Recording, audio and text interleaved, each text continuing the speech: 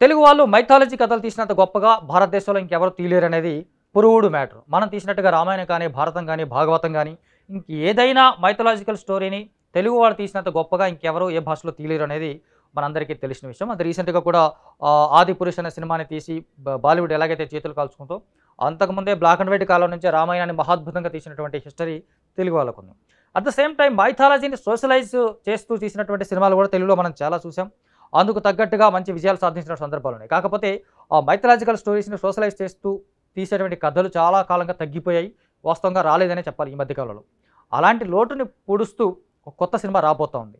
ట్రైలర్‌తోనే చాలా ఇంప్రెస్ చేసేలా ఉంది. ట్రైలర్ చూడగానే మనకిది శ్రీకృష్ణుడి కథలాగాను, భాగవతంలో జరిగినటువంటి స్టోరీలాగాను మనకు కనిపిస్తా ఉంది. ఆ సినిమా 'దేవకి నందన వాసుదేవ'. సినిమాను కొంతకాలంగా ఈ సినిమా జనాల్లోకి మెల్లమెల్లగా జనాల్లోకి ఇంజెక్ట్ అవుతా ఉంది. ఆ టైటిల్ చూడగానే చాలామంది ఒక అచ్చ తెలుగు టైటిల్ చాలా కాలం తర్వాత ఒక మంచి టైటిల్ చూసామని చాలామంది ఫీల్ అయ్యారు. ఆ టైటిల్‌కు మించినటువంటి ఇంప్రెషన్ ఈ ట్రైలర్ చూస్తే కనిపిస్తోంది. ఎందుకంటే ఇది ఏదైతే మనకు శ్రీకృష్ణుడి కథ ఉంటుందో మా భాగవతంలో కానీ, ఆ తర్వాత ఏదైతే శ్రీకృష్ణుడి చేతిలోనే తనకు చావు ఉంది అని తెలుసుకున్నటువంటి కంసుడు, ఆయన మేనమామ కంసుడు ఆ శ్రీకృష్ణుడి తల్లిదండ్రుల్ని కారాగారంలో బంధించి పుట్టిన మగపిల్లలందరినీ చంపేస్తూ ఉంటాడు.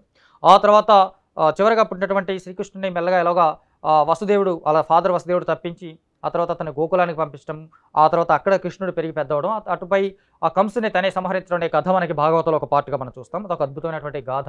శ్రీకృష్ణుడి కథల్లో చిన్నతనం నుంచి ఆయన యశోద వద్ద పెరగడం, మారుతల్లి అయినటువంటి యశోద వద్ద పెరగడం, ఆ తర్వాత ఆయన చిలిపి చేష్టలు ఇవన్నీ మనకు తెలిసినవే. అది చాలా అద్భుతమైనటువంటి గాథగా భారతీయులు గొప్పగా చెప్పుకుంటారు. దాన్ని పర్ఫెక్ట్‌గా అడాప్ట్ చేసుకొని ఈ సినిమా రూపొందించినట్టుగా మనకి ట్రైలర్ చూస్తే అర్థమవుతుంది.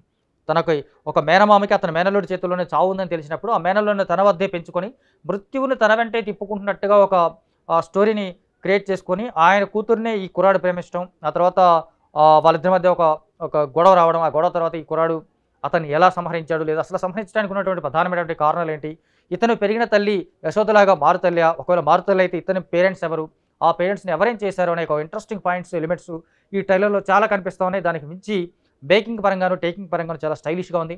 ఇంతకీ ఈ సినిమాలో హీరో ఎవరో చెప్పలేదు కదా. సూపర్ స్టార్ మహేష్ బాబు మేనల్లుడు అశోక్ గల్లా ఈ సినిమాలో హీరో. మానస వారణాసి అనే అమ్మాయి హీరోయిన్‌గా నటించింది. అశోక్ ఫస్ట్ మూవీ హీరోతో ఇంట్రడ్యూస్ అయ్యాడు కానీ పెద్దగా అది ఎవరిని ఆకట్టుకోలేదు ఆ సినిమా. ఆ సినిమాతో అతను ప్రూవ్ చేసుకోలేదు. ఇతను ఒక ఆర్టిస్ట్ ఉన్నాడు, లేదా ఇతను ఒక ఇంట్రడ్యూస్ అయ్యాడు, ఒక వారసుడిగా ఇతను ఒక ఇంట్రడ్యూస్ అయ్యాడు అనే విషయం కూడా చాలా మందికి అర్థం కాకుండా పోయింది. బట్ ఈ సినిమాతో చాలా ప్రభావవంతంగా ఆడియన్స్ ముందుకు రాబోతున్నాడు, ఒక బలమైనటువంటి కంటెంట్ని చెప్పబోతున్నాడు అన్న విషయం దేవకి నందన వాసుదేవ చూస్తే అర్థమైంది.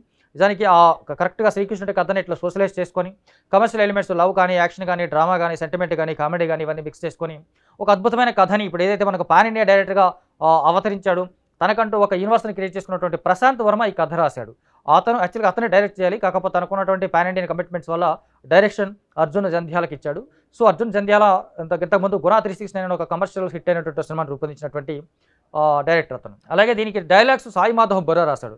సాయి మాధవ్ బొర్రా డైలాగులు ఎంత ఎఫెక్టివ్‌గా ఉంటాయో అందరికీ తెలుసు కాబట్టి ప్రశాంత్ వర్మ కథ, Sai Madhav dialogues, screen play direction Arjun Jandhyala, ఇది సెటప్ దీనికి కనపడుతుంది. మీ భీమ్ సిసిరోలియో మ్యూజిక్ అందిస్తూ ఉన్నాడు. సో ఒక కంటెంట్ పరంగా చూసుకున్నట్లయితే ఈ ట్రైలర్ చూడగానే చాలా ఇంప్రెసివ్‌గా ఉంది. ఒక బ్లాక్ బస్టర్ మెటీరియల్ ఈ సినిమాలో ఉన్నట్టుగా మనకు ట్రైలర్ చూడగానే అర్థమవుతుంది. అందుకు తగ్గట్టుగా అశోక్ గల్లా కూడా ఫస్ట్ సినిమాలో కొంత తను యావరేజ్‌గా కనిపించాడు. పర్ఫార్మెన్స్ పరంగా కానీ, యాక్షన్ పరంగా కానీ ఈ సినిమాలో చాలా ఇంప్రూవ్ అయినట్టుగా మనకు కనిపిస్తోంది. అంటే ఒక మంచి కథ, బలమైనటువంటి కథనం ఉన్నప్పుడు ఆటోమేటిక్గా ఆర్టిస్టులు అందులో లీనమవుతారు, లేదా ఆర్టిస్టులు దాన్ని ఓన్ చేసుకుంటారు. అలా ఓన్ చేసుకున్నట్టుగా అతను కనిపిస్తూ ఉన్నాడు. మానస వారణాసి అనే అమ్మాయి కూడా చాలా క్యూట్‌గా ఉంది, చూడడానికి బాగుంది. వీళ్ళిద్దరి మధ్య పెద్దగా కెమిస్ట్రీ అనేది పెద్దగా ఎలివేట్ చేయలే కానీ తల్లే మానస హీరోయిన్ ఈ ట్రైలర్లో ఒక షాట్ ఉంది. ఆమె తండ్రి ఆమె గొంతుకు వస్తూ ఉంటాడు. అంత క్రూరుడు అతను, అంత క్రూరమైనటువంటి విలన్ హీరో చేతిలో ఎలా చావబోతున్నాడు, ఎందుకు చావబోతున్నాడు, హీరో చేతిలోనే అతనికి మరణం ఎందుకు ఉంది అనేది ఖచ్చితంగా ఒక ఇంట్రెస్టింగ్ పాయింట్. అది ట్రైలర్లో రివీల్ అవ్వదు, సినిమాలో మనం ఖచ్చితంగా చూడొచ్చు. ఒక రకంగా ఒక బ్లాక్ బస్టర్ ట్రైలర్ లోడింగ్, లేదా బ్లాక్ బస్టర్ సినిమా లోడింగ్ అవుతోంది అన్న విషయాన్ని ఈ ట్రైలర్ ఇండైరెక్ట్‌గా చెప్తోంది. నవంబర్ 22న ఈ సినిమా రిలీజ్ కాబోతుంది. నిజానికి ఇది కూడా నవంబర్ 14నే రిలీజ్ కావాలి. మట్కా, కంగు అలాంటి భారీ సినిమాలు, పెద్ద సినిమాలు ఉన్నాయి కాబట్టి పోటీ ఎందుకని వీళ్ళు నవంబర్ 22కి పోస్ట్ పోన్ చేసుకున్నారు. సో ఈ ట్రైలర్ చూడగానే చాలా ఇంప్రెసివ్‌గా ఉంది. శ్రీకృష్ణుడి గాథని సోషలైజ్ చేసుకొని ఒక మంచి డ్రామాని వీళ్ళు ఆడియన్స్ ముందుకు తీసుకురాబోతున్నారన్న విషయం అర్థమవుతోంది. అది ఎంత పర్ఫెక్ట్‌గా ఉంటుందనే దాన్ని బట్టి సినిమా రిజల్ట్ ఆధారపడి ఉంటుంది. బట్ ట్రైలర్ మాత్రం చాలా చాలా ఇంప్రెసివ్‌గా ఉంది.